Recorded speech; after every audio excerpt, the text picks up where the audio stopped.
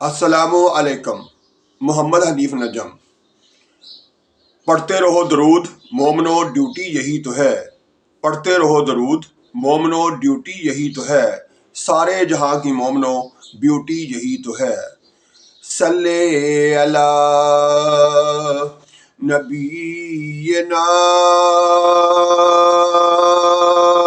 صلی علی محمد، صلی علی شفیعنا،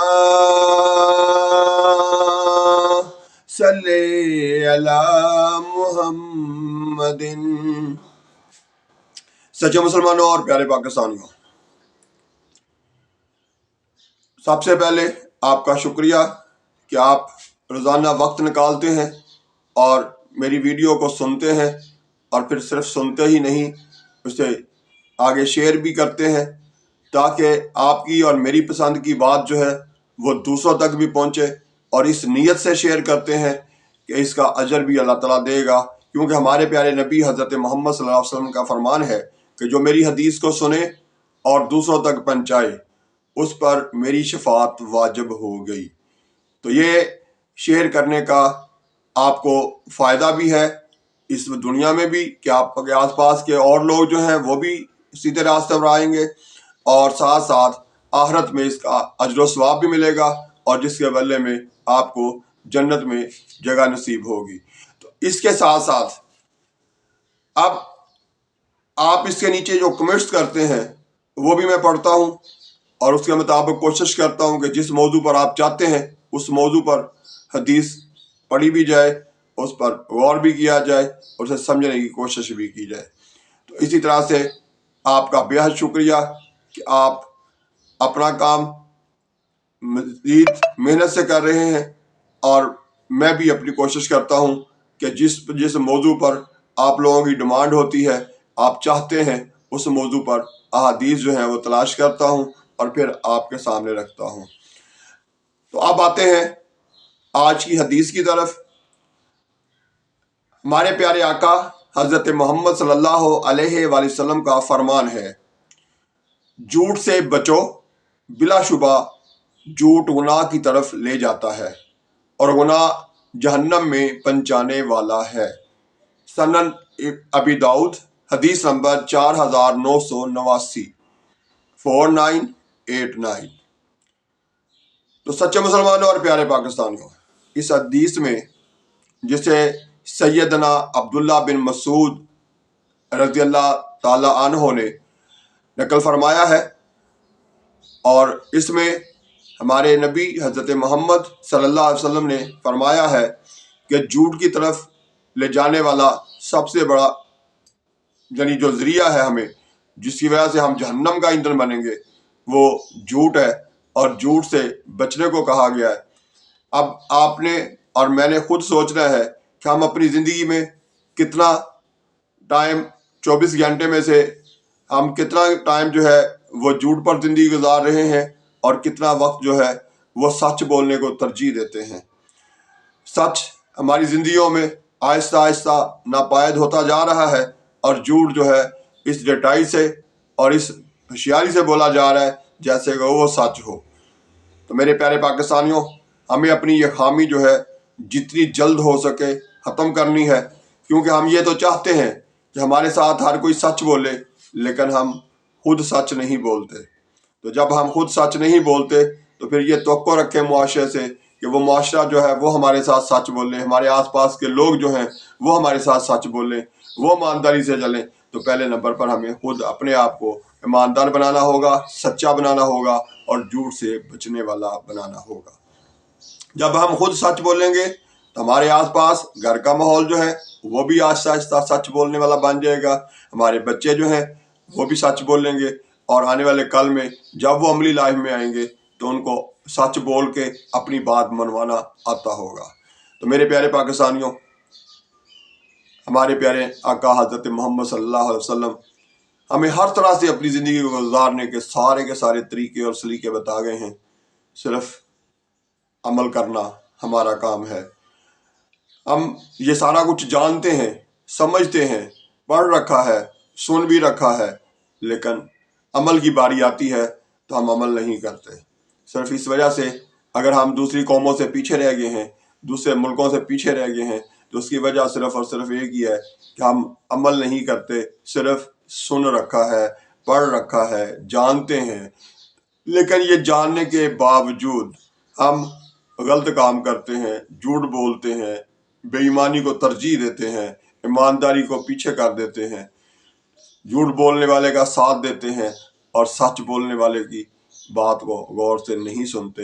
یہ ہمارے اندر، سب کے اندر آہستہ آہستہ بات بڑھتی چلی جا رہی ہے۔ ہمیں اس پر غور کرنا ہے۔ میں کوئی عالم دین نہیں ہوں، نہ ہی کوئی نئی بات بتا رہا ہوں آپ کو، یہ سارا کچھ ہم پہلے جانتے ہیں۔ صرف اور صرف ہمیں آپس میں ایک دوسرے کو یاد دلانا ہے۔ چینل بنانے کا مقصد بھی یہی ہے کہ ہم آپس میں ان باتوں پر ڈسکس کریں جس سے ہماری قوم بنے، ہمارا مذہب مزید آگے ابھرتا ہوا نظر آئے، ہمارا عملی کردار نظر آئے، جس وجہ سے دوسرے متاثر بھی ہوں اور معاشرہ بہتر بھی ہو۔ تو ہمیں عمل کرنا ہے۔ ہماری خامی یہی ہے کہ ہم صرف اور صرف سننے پر اور بولنے پر بات کرتے ہیں، لیکن سوچنے پر، غور کرنے پر اور پھر غور کر کے درست بات پر عمل کرنے پر توجہ نہیں دے رہے۔ ہر شعبے میں، کسی بھی شعبے میں چلے جائیں، ہر شعبے میں یہی کچھ ہو رہا ہے۔ ہم غلط کر رہے ہیں۔ اپنے آپ کو درست کرنا ہے، یہی ہماری ترجیح ہونی چاہیے، اور اسی سے ہمارا معاشرہ، ہمارا ملک، ہمارا مذہب مزید ترقی کر سکتا ہے، پھل پھول سکتا ہے، آگے بڑھ سکتا ہے، لیکن ہماری توجہ ادھر نہیں ہے۔ تو یہ توجہ دلانے کے لیے ہی میں نے آپ سے رابطہ کیا ہے۔ آپ نے آگے اپنے جاننے والوں سے رابطہ کرنا ہے، دوسروں کو بھی بتانا ہے کہ ہم اچھے کام کی طرف چلیں گے تو خود بخود ہی ہمارا معاشرہ بھی اچھا ہوتا چلا جائے گا، ہم خود بھی اچھے کہلانا شروع ہو جائیں گے۔ لیکن جب تک ہم عمل اچھا نہیں کریں گے، درست بات کو درست نہیں کہیں گے اور درست بات کرنے والے کی حوصلہ افزائی نہیں کریں گے، اچھے کام کرنے والوں کے لیے تالی بجانا شروع نہیں کریں گے، اور جب تک ہم دوسروں کو شاباش دینا نہیں سیکھیں گے، اس وقت تک ہم آگے نہیں بڑھ سکتے۔ صرف خامیاں نکالتے رہنا، تنقید کرتے رہنا اور حالی برائیاں کرتے رہنا، یہ کامیابی کا ذریعہ کبھی نہیں بنا کرتا۔ بلکہ جو کچھ ہم جانتے ہیں، جس چیزوں کا ہمیں پتہ ہے، اس پر عمل کریں۔ سارا دن میں غور کریں کہ کب کب میں نے جھوٹ بولا، کب کب سچ بولا، کون سا میں نے ایسا کام کیا جس سے دوسرے میرے آس پاس کے مسلمانوں کو فائدہ ہوگا، اور کون سا سارا دن میں ایسے کام کیا جو دوسروں کو تکلیف دے گا، نقصان دے گا۔ تو ہمیں یہ غور کرنا ہے۔ صرف اور صرف پیسہ کمانا، بچوں کو تربیت کے لیے ان کے کھانے پینے کا انتظام کرنا، یہی کمال نہیں ہے، بلکہ عملی تربیت کے لیے پہلے خود سچ بولنا، پھر ان کو سچ بولنے پر کی ترغیب دینا، اور جو سچ بولے اس کو شاباش دینا، اس کی حوصلہ افزائی کرنا، اور جو جھوٹ کو اپنی زندگی سے نکال باہر پھینکے اس کے لیے اچھا سوچنا، اس کو اچھا کہنا، یہ ہماری ذمہ داری ہے۔ جب ہم سارے کے سارے، سب سے بڑی برائی ہی ہماری یہی ہے۔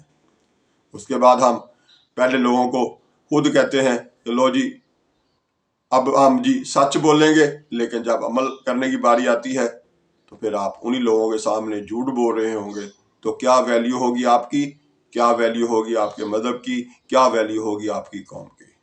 تو ہمیں اس ساری چیزوں کو غور کرنا ہے۔